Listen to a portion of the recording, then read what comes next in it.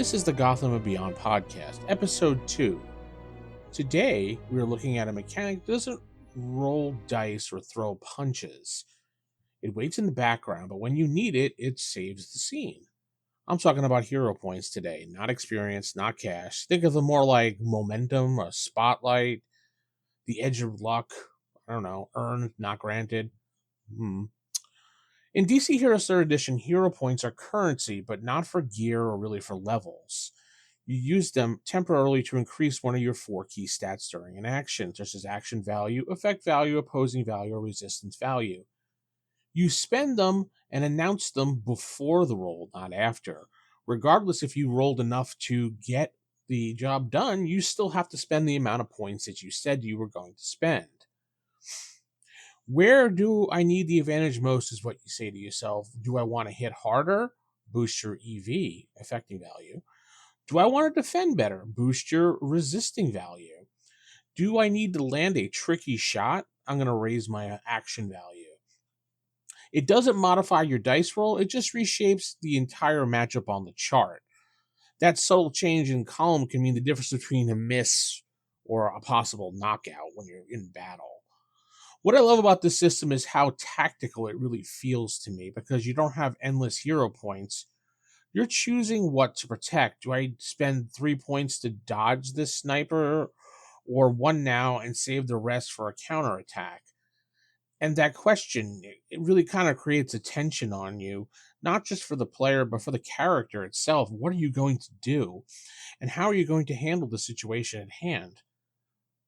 Let me give you a moment. We're running a low power street game, Gotham Knights type vibe thing going on here. One of the players was using the huntress,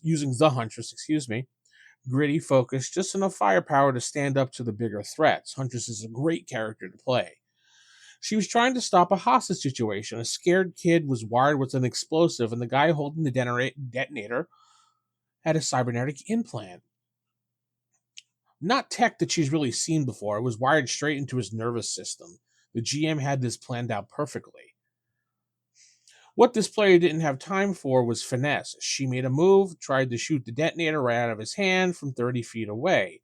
So the acting value was 7, the opposing value was 8. Not really a great chance there, but she spent 2 hero points to raise her acting value, which shifted the column just enough so when she rolled an 11, she got a solid, awesome hit.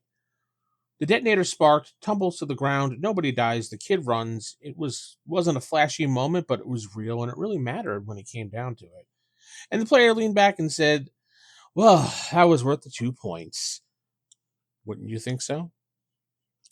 This is what the system rewards. You don't earn hero points for being clever. You earn them for acting like a hero, for sticking to your motivations, following your subplots, taking risks that serve the story. You can even earn hero points for losing if it's dramatic, if it's in character, if it hurts right. There's a line in the rules on page 88 that says players should not be afraid to suffer in order to gain hero points. Read that again. Players should not be afraid to suffer in order to gain hero points. I agree with that. It's just something that players need to do. The system doesn't punish failure, it feeds on it. The more you fail, the more you act in character, the more you do, the more hero points you're going to earn because you're playing out a superhero story with a character that you enjoy to play. Now, you wouldn't play a role playing game unless you enjoyed it. Now, failure is all part of the game. You are a superhero, but superheroes do fail. That is one thing that I learned from talking to some of my friends that live in Japan. Their big game in Japan is Call of Cthulhu, of all games, not D&D. Call of Cthulhu. They basically how we call everything kind of like D&D. A lot of people will say things here we're going to play a D&D game or D&D like game. In Japan, they call everything Call of Cthulhu. And they are perfectly fine with a game that allows for failure. It's acceptable because it's part of playing a role-playing game and it's fun. So they don't care. Anyway, the system really doesn't punish you for failure. It just kind of feeds on it. And then there's the part people forget. You can give hero points to other players to assist them. Yep, right on page 89. If someone else pulls off a big momentum, if they step into the fire and do something that changes the scene, you can toss them some points to help out. Out of respect, out of admiration, because your character would. That's the kind of momentum doesn't exist in most games. And when it does, usually comes with a price. Here is part of the DNA. It's just baked right into the game. It makes the team feel like a team is when you're helping one another out. Kind of like you're a little Justice League or the Teen Titans or something. You have this synergy between you and your team assisting when it really counts. Villains do get hero points too, let's not forget. I always called them villain points, not hero points, but only at the start. They can't earn anymore, not through loss, not through drama, not through anything. Once they're out, they're out. But the thing about villains is that it doesn't really matter because the GM controls the villain. And if the villain runs out of hero points, then, well, he'll just run away and come back to fight another day, or maybe he'll get arrested.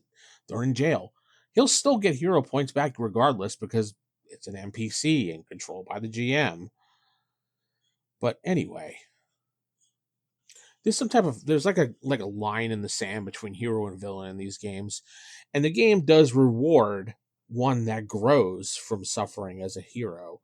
The other one, the villain, just kind of burns out. They burn hot really fast and then they just burn out. Villains are just there to move the plot forward, to give you an adversary, to give you someone to, fight.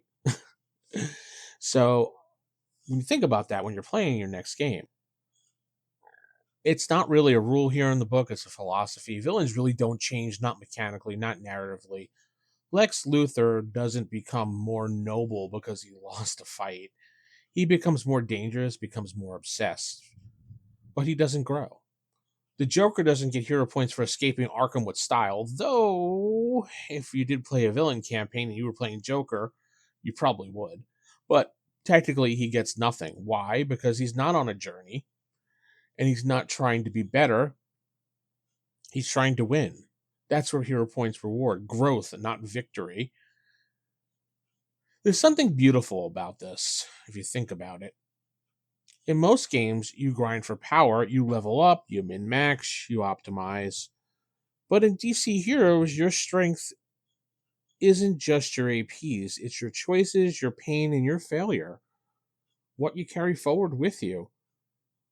And the more dramatic the moment, the more raw, the more you lean into who your character really is, the more the system really does give back to you, and the more stories that you get to tell, and the more memories you make when it comes to this game. I remember I had a Green Arrow player once, really focused, always stayed sharp, tactical. He had a subplot involving his half sister. She was an investigative reporter digging too deep into an inter-gang there in the city.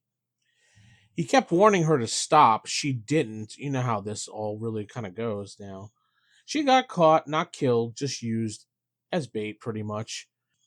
Now, in game term mechanics, he probably could have resolved the whole thing with a few rolls, hero points spent, bow fired, blah, blah, blah, blah, blah, all neat and snappy like that.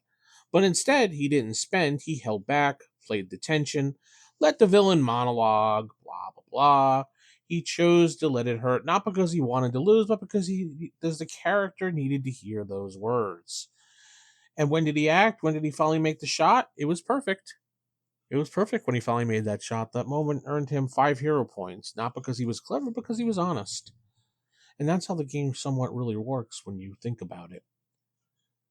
So, yeah, the game does reward punches and kicks and whatever, but it respects the pause the most. You get points for hesitation, for pain, for holding the line when it's easier to swing. It rewards, excuse me, mouth is dry, it rewards humanity today, tomorrow, and the next day. In a world of God and monsters, this might be the most heroic thing of all. Just humanity hanging out there. So next week we're going to try looking at something different. I'm not sure what we're going to look at these days. Probably subplots. I was thinking about those little boxes on your sheet that most players really don't care about or just kind of skipped. Sometimes the GM even skips it. But that's really kind of where the game really shines, is where you find these little things like that, just like hero points. Because anybody can throw a punch, but what happens when the mask comes off? So we'll talk about that on the next Gotham and Beyond podcast. I think that's what we're going to do. We're going to do the subplot talk. So sleep tight tonight, and don't forget, don't trust an offer from the Penguin, even if it's just lunch.